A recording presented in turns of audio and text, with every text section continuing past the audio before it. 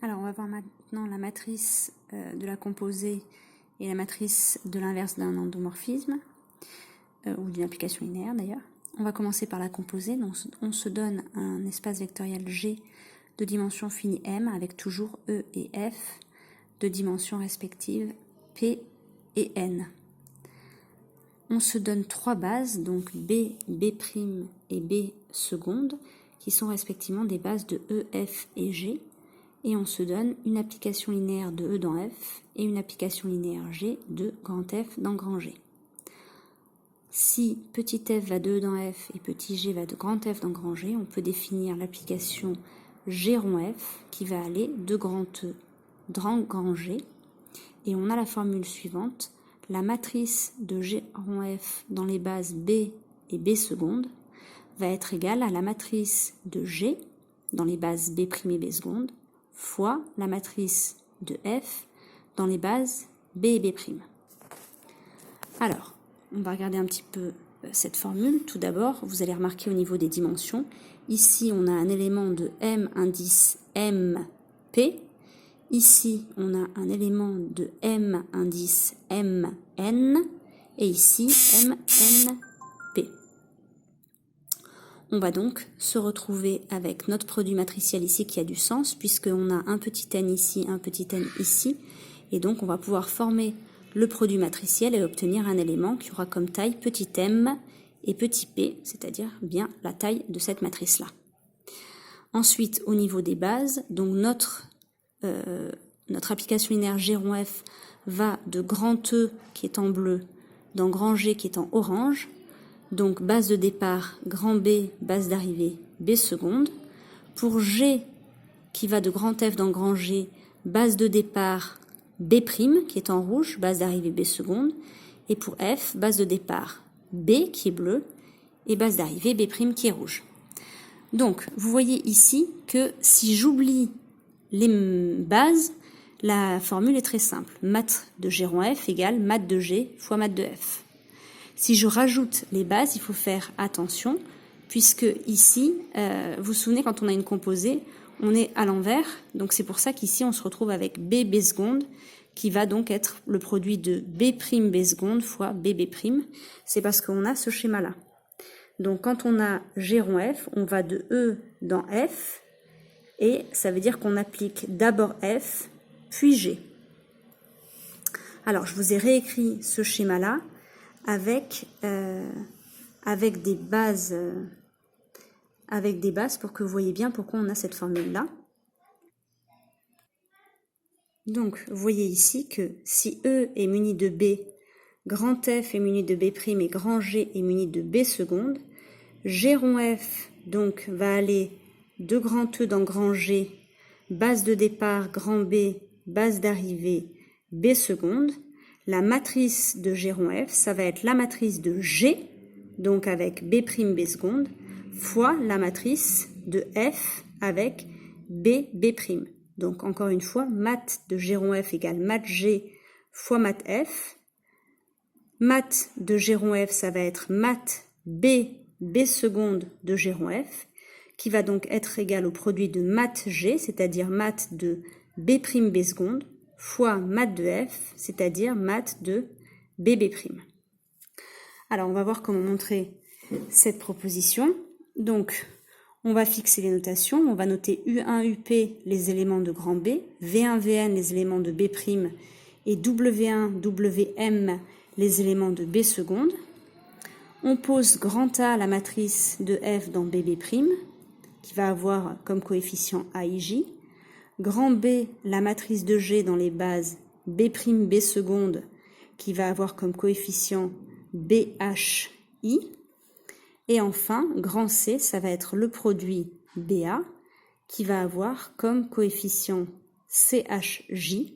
Et on va montrer donc que cette matrice C, c'est la matrice de G rond F. Donc on va commencer par expliciter ces coefficients CHJ. Par définition du produit matriciel, CHJ, c'est la somme pour i allant de 1 jusqu'à n des BHI à IJ. Vous vous souvenez, quand on fait le produit BA, on va avoir comme coefficient tout d'abord le coefficient de B qui va avoir comme indice le premier indice ici, et comme deuxième indice l'indice qui varie dans la somme, fois le coefficient de la deuxième matrice, c'est-à-dire A, qui va avoir comme indice l'indice qui varie dans la somme, en premier indice, et en deuxième indice, le deuxième indice qu'on retrouve ici. Alors, pour ceux qui ne se souviennent pas de la formule avec la somme, on la retrouve avec le produit matriciel posé. Lorsqu'on a la ligne H ici et la colonne J ici, on va obtenir le coefficient qui sera sur la ligne H et sur la colonne J, c'est-à-dire le coefficient d'indice HJ, en faisant le produit BH1 fois A1J plus BH2 fois A2J, etc., jusqu'à BHN fois ANJ. On retrouve donc bien la formule qui est ici.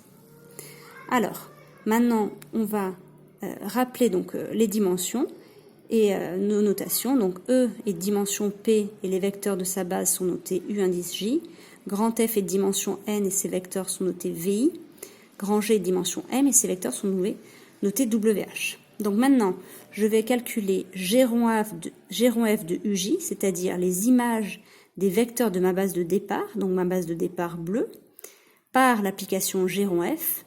Je dois déterminer les images de ces vecteurs en fonction de WH, les coordonnées de G rond F de UJ dans la base de grand G, c'est-à-dire la base B seconde, vont me donner les coefficients de la matrice mat BB seconde de G rond F. Et donc j'espère trouver que ces coordonnées, je retombe sur l'expression ici de CHJ. Alors, G rond F de UJ, par définition, c'est G de F de UJ. Je vais remplacer F de UJ par son expression en fonction des coefficients de la matrice.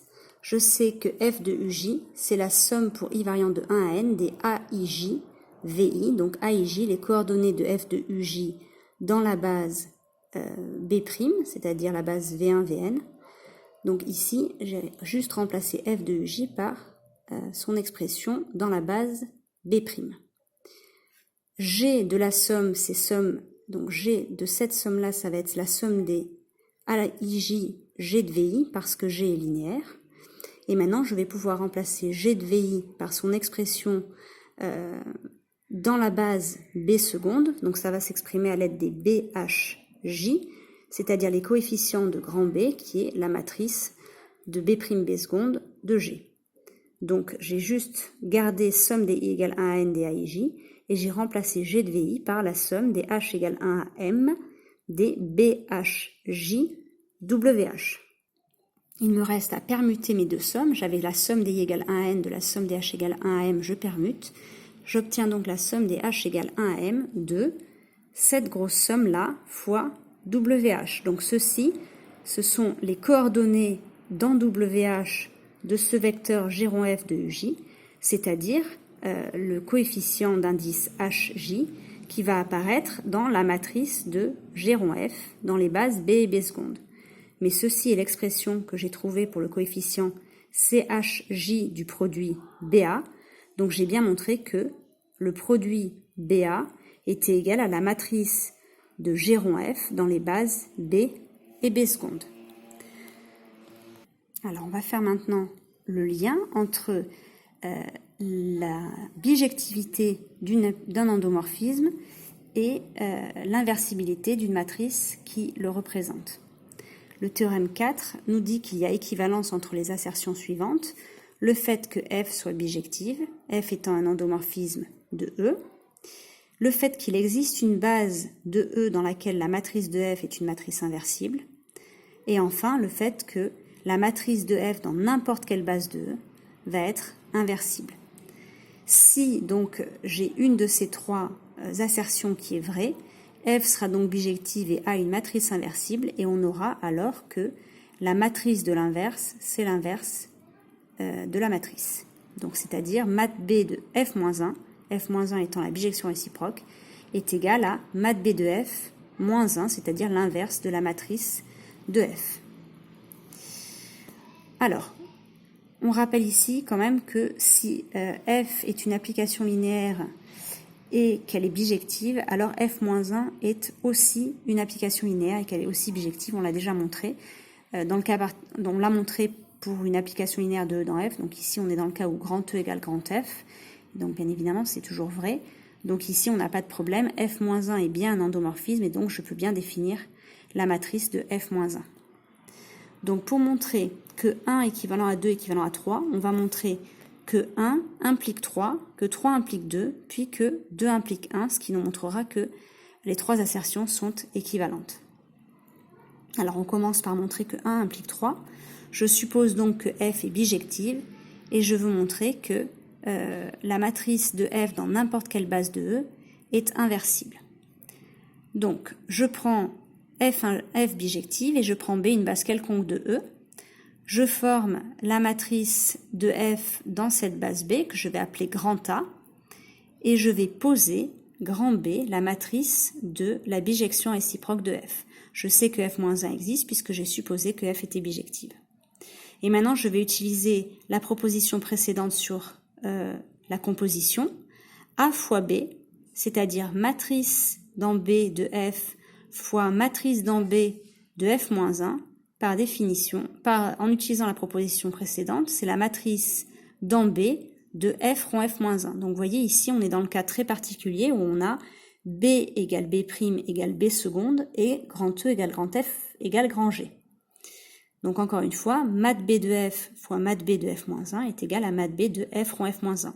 Mais comme f rond f-1 vaut l'identité, je me retrouve avec mat B de l'identité, et ça on a vu au tout début du cours que lorsqu'on prenait une même base au départ et à l'arrivée, la matrice de l'identité, donc dans cette base, c'était la matrice identité. De la même façon, quand je fais B fois A, c'est-à-dire mat B de f-1 fois mat B de F, je me retrouve avec mat B de f-1 rond F. À nouveau, f-1 rond F est égal à l'identité. Donc c'est égal à la matrice de l'identité dans la base B, et ça, on a vu que c'était égal à la matrice identité. Donc j'ai montré quoi? J'ai montré que la matrice B vérifiée A fois B égale identité et B fois A égale identité. Ce qui me montre donc que la matrice est inversible et que son inverse vaut grand B. Donc j'ai bien montré que la matrice de F dans n'importe quelle base de E était inversible, ce qui montre le point 3. Alors une implication facile. Le point 3 implique le point 2. Donc le point 3, c'est dans n'importe quelle base de E, elle est inversible. Le point 2, c'est il existe une base. C'est un cas particulier. Donc bien sûr, si c'est vrai dans toute base, c'est vrai dans une base en particulier. Donc j'ai bien 3 implique 2. Alors on va maintenant montrer que le point 2 implique le point 1. On suppose donc qu'il existe une base B2 dans laquelle la matrice est inversible. Et on veut montrer que F est bijective. Je sais donc que cette matrice grand A est inversible, donc la matrice A-1 existe, et je vais noter G, l'endomorphisme de E, tel que mat B de G égale A-1. Je sais que G existe de manière unique, d'après la bijectivité de cette application mat B qu'on a vu au tout début. Donc le fait d'associer, une fois que les bases sont fixées, d'associer à une application linéaire sa matrice, on sait que ça c'est un isomorphisme, donc on sait que cette matrice A-1, elle est égale à mat B de G pour un certain endomorphisme G de E. Maintenant, si je fais mat B de G rond F, on sait, en appliquant la proposition précédente dans l'autre sens, que mat B de G rond F, c'est égal à mat B de G fois mat B de F, c'est-à-dire mat B de G qui vaut A-1 et mat B de F qui vaut A. Donc mat B de G rond F est égal à 1-1 fois, c'est-à-dire la matrice identité. Si je note U1, UN les vecteurs de la base B, la matrice de G rond F dans cette base est donc égale à l'identité, ce qui signifie que pour toute I, j'ai G rond F de UI qui est égal à UI. Autrement dit, j'ai l'identité sur la base.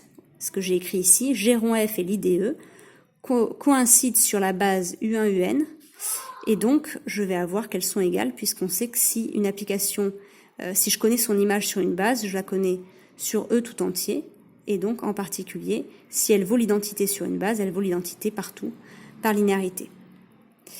Donc j'ai montré que G rond F était égal à IDE. Je sais que si j'ai G rond F égale à IDE, ça va impliquer que j'ai donc un inverse à gauche pour f, et comme je suis avec un endomorphisme de dimension finie, un inverse à gauche implique la bijectivité, donc j'ai bien que f est bijective. Donc ce qu'on a montré ici, on a montré par implication circulaire que toutes les assertions étaient équivalentes. Alors vous remarquez ici que pour ce 2 implique 1 ici, j'ai utilisé simplement le fait que il y avait un inverse à droite pour A. Vous voyez, j'ai simplement utilisé le fait que A-1 fois est égal à l'identité et ça a suffi à me donner la bijectivité de f. J'aurais pu tout à fait faire A fois A-1 et ça m'aurait donné que f rongé était égal à IDE, c'est-à-dire que petit f admettait un inverse à droite, et comme je sais que l'existence d'un inverse à droite implique le fait que j'ai un isomorphisme, ça aurait marché aussi. Alors, ce que ça montre, en fait, c'est un point dont on a parlé très rapidement quand on a parlé des matrices, c'est le fait que si on a une matrice qui admet seulement un inverse à gauche ou un inverse à droite, elle est inversible. Donc, la définition d'une matrice inversible, c'est il existe un inverse à droite et un inverse à gauche, mais maintenant, on vient de montrer le fait que si elle a juste un inverse à gauche ou un inverse à droite, elle est inversible. Donc pourquoi on vient de le montrer? Si elle a ici, vous voyez, un inverse, si au lieu de A-1, je mets B, si elle a un inverse à gauche, c'est-à-dire s'il existe B fois égal à l'identité, je viens de montrer que l'endomorphisme qu'elle représentait était égal à l'identité, que G rond F était égal à l'identité, avec F l'endomorphisme qui est représenté par A, et G celui qui aurait été représenté par B. Le fait que j'ai un inverse à gauche pour l'endomorphisme, comme on est en dimension finie, ça implique que F est bijective. Mais si F est bijective, A est inversible, sa matrice. C'est ce qu'on vient de montrer dans cette proposition. Et donc, le fait que j'ai B fois égal à l'identité, en passant par les endomorphismes et le fait qu'on est en dimension finie, on va avoir inverse à gauche de la matrice implique inverse à gauche de l'endomorphisme qu'elle représente, c'est-à-dire bijectivité de l'endomorphisme qu'elle représente, et ceci, on sait que ça implique que la matrice est inversible. Donc ça y est, on a montré le fait que si j'ai un inverse à gauche pour une matrice, elle est inversible, et on montre de la même façon que si elle admet un inverse à droite, elle va être inversible. Alors si je reprends l'exemple de mon endomorphisme de R3 crochet X, qui a P associe P de X plus P de X plus 1, on a montré que sa matrice dans la base canonique, c'était ceci. On voit que c'est une matrice triangulaire avec des coefficients diagonaux qui sont non tous nuls, donc on sait que c'est une matrice inversible.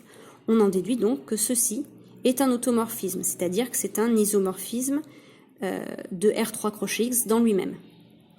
Alors, on aurait pu le montrer directement en disant je calcule l'image d'une base.